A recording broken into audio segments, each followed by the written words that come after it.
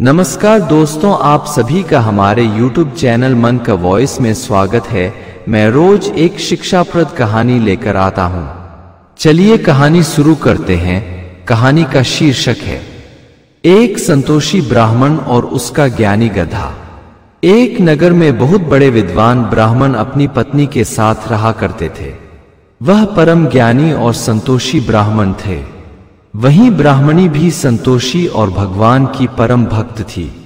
ब्राह्मण अपनी यजमानी में रोज जाते, कथा वार्ता कहते और जो कुछ भी यजमान दे देते उसी से अपना गुजारा कर लेते। अपना मुंह खोल उसने कभी भी किसी से कुछ नहीं मांगा। राज दरबार भी उनके घर से बहुत दूर नहीं था, परंतु वह राज दरबार कभी नहीं गए, क्योंकि वह जानते थे कि राज दरबार में राजा की झूठी प्रशंसा करने वालों को आदर मिलता है, वहीं सच बोलने वाला तिरस्कृत कर राज दरबार से भागा दिया जाता है। चूंकि वे स्वाभिमानी और सत्यवादी ब्राह्मण थे, तो कभी राज दरबार के तरफ अपना रुख नहीं किया। वे राज दरबार के बड़े बड़े आयोजनों में भी नहीं गए। कहते हैं, इंसान का समय सदा एक सा नहीं रहता, प्रकृति भी सदैव एक जैसी नहीं रहती। कभी घंघोर बरसात तो कभी भयंकर अकाल, कहीं भयंकर गर्मी तो कहीं भयंकर सर्दी। उस नगर ने भयंकर अकाल पड़ गया। लोगों के घरों में खुद खाने को नहीं तो ब्राह्मण को कहां से देते, जबकि वे खुद अपने मुख से मांगने वाले थे नहीं। यजमान खुद मुश्किल में थे तो कथा सुनना भी बंद कर दिए। निरंकुश राजा के यहां से भी प्रजा को कोई सहायता नहीं मिला तो वे दूसरे राज्य में रोजगार के लिए जाने लगे। ब्राह्मण के कई ऐसे मित्र थे जो दूसरे मगर में जाकर व्यापार करते थे। उनके कई मित्र ब्राह्मण ऐसे थे, यजमानी छोड़ व्यापार में लग गए थे। उनके पास खाने पीने के अलावा बड़ा सा घर और 10-20 लोगों को रोजगार भी देने लगे थे। उनके एक मित्र ने बताया कि भाई, अब यजमानी में क्या धरा है, राजा निरंकुश है, किसी की कोई सहायता नहीं कर सकता। अब अकाल ने दस्तक दे बता दिया है कि अपने पैरों पर खड़ा होना सीखो, वरना भूखे मर जाओगे। ब्राह्मण देवता जिधर भी गए, सब तरफ एक ही बात चल रही थी, मांगने से नहीं कुछ करने से पेट भरेगा। सबकी बातें सुन सुनकर विद्वान पंडित जी का भी विचार बदलने लगा। सोचे सभी ठीक ही तो कह रहे हैं, हमें भी दूसरे नगर चलकर व्यापार शुरू कर देने चाहिए। वह घर आए और पत्नी से बोले, भाग्यवान, अब यजमानी से कुछ नहीं मिलने वाला। हम अब दूसरे नगर जाएंगे और अपना व्यापार शुरू करेंगे। पंडितानी बोली, मगर आपने तो कभी व्यापार किया ही नहीं है। ब्राह्मण बोले, वक्त सब सीखा देता है। पंडितानी बोली, परंतु व्यापार के लिए धन की आवश्यकता होती है। यहां तो 2 वक्त की रोटी की भी व्यवस्था नहीं है। ब्राह्मण बोले, भाग्यवान, तुम्हारे पास 2 सोने के कंगन है। एक को बेचकर तुम्हारे लिए 6 माह का भोजन का प्रबंध कर देंगे। दूसरे से हम व्यापार शुरू करेंगे। पंडितानी बोली, आप जैसा उचित समझो वही करो, मगर परदेश में भी अपना ख्याल रखना।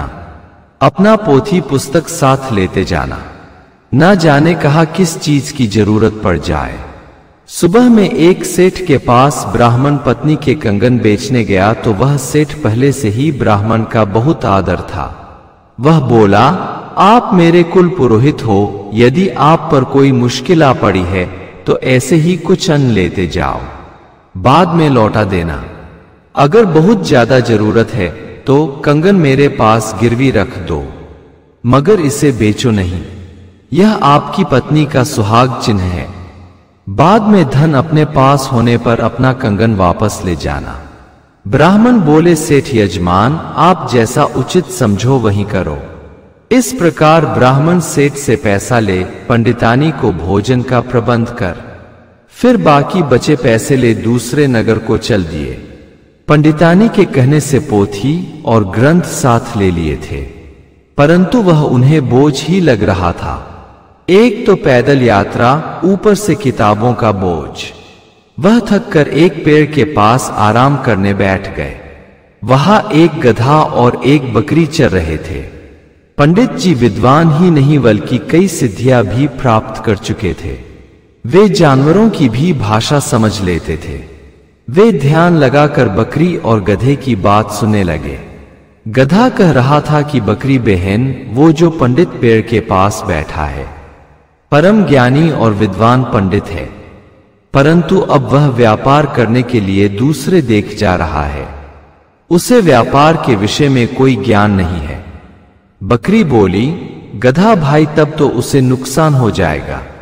गधा अफसोस करते हुए बोला, हाँ बहन, उसे बहुत बड़ा नुकसान होगा।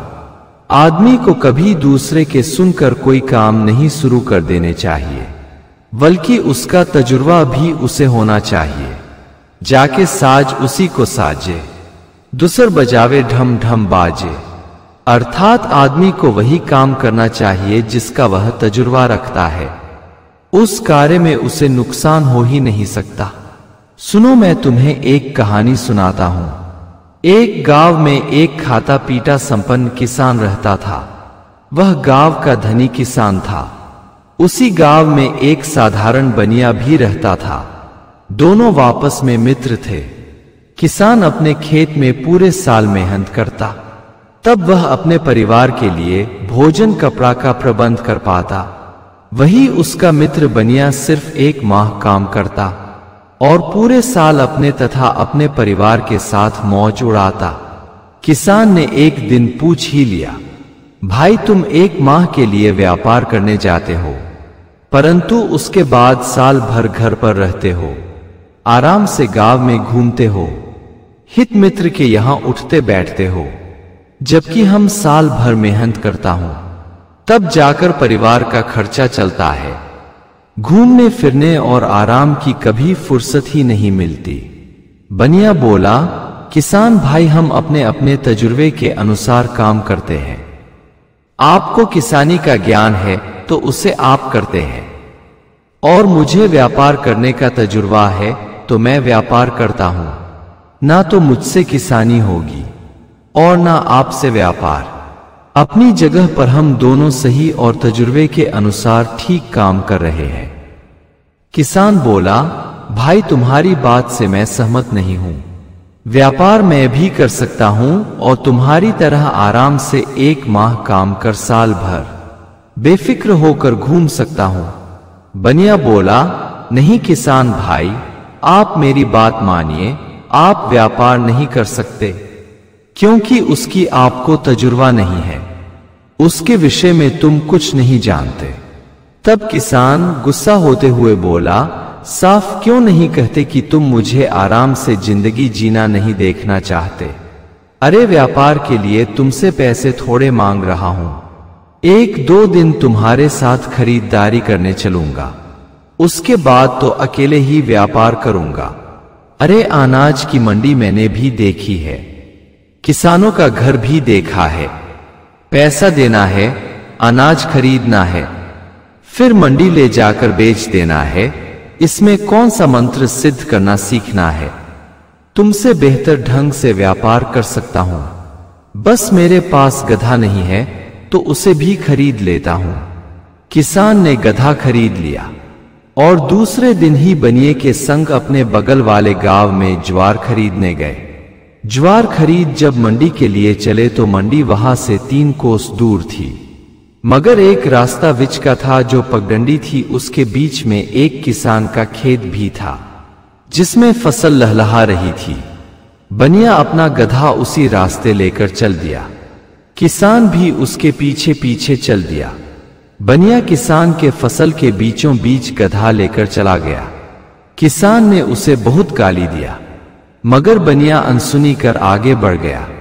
उधर जब किसान अपना गधा उस किसान के फसल के बीच लेकर पहुंचा तो वह इस पर आग बबूला हो गया।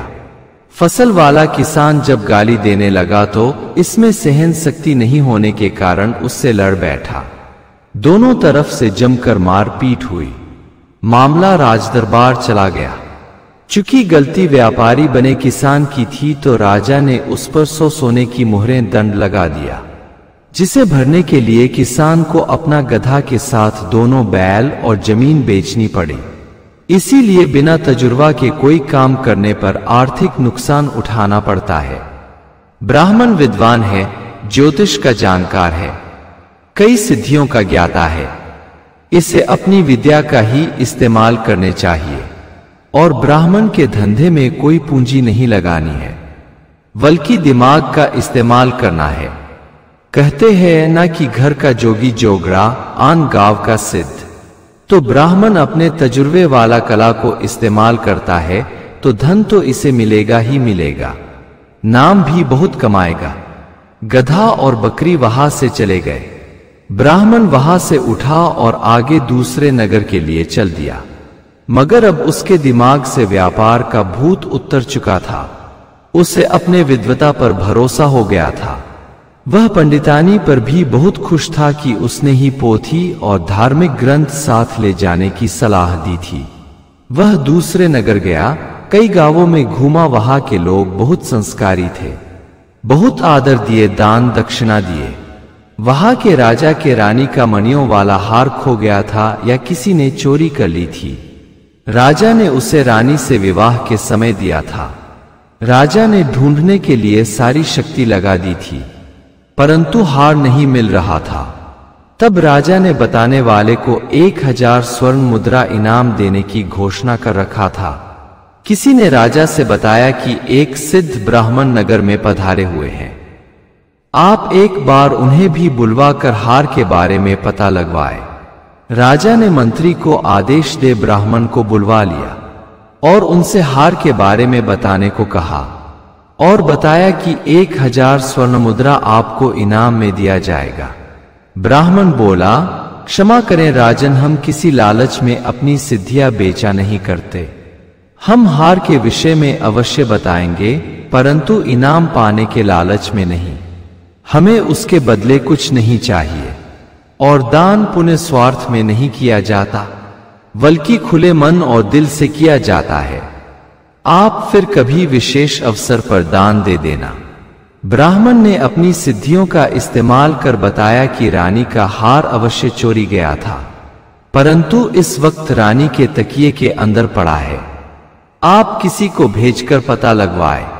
राजा ने जब देखवाया तो सचमुच हार तकिए के अंदर ही मिल गया। राजा ब्राह्मण से बहुत प्रभावित हुआ। वह सोचा, इतना संतोषी ब्राह्मण हमारे राज्य में कोई नहीं है, जो इनाम में घोषित रकम भी नहीं ले रहा। सच है, हीरा की कीमत सिर्फ जौहरी ही जानता है, दूसरा तो उसे साधारण पत्थर ही समझता है।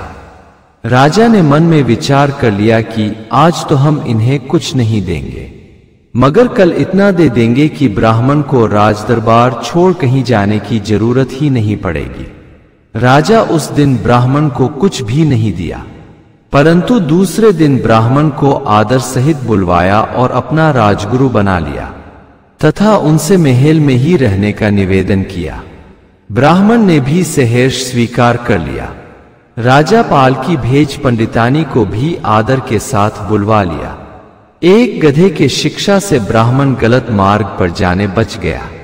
विद्वान ब्राह्मण से वैश्य बनने चला था, परंतु एक गधे की सीख ने ब्राह्मण को राजगुरु बना दिया। सच है, अच्छी सीख और सोना नीच जगह से भी मिले तो अवश्य ले लेनी चाहिए। अगर आपको हमारी कहानी अच्छी लगी हो तो हमारे चैनल को सब्सक्राइब करें, लाइक करें और कमेंट बॉक्स में राधे राधे जरूर लिखें। आपसे पुनः मिलते हैं एक नई वीडियो के साथ। तब तक के लिए आपको और आपके पूरे परिवार को राधे राधे।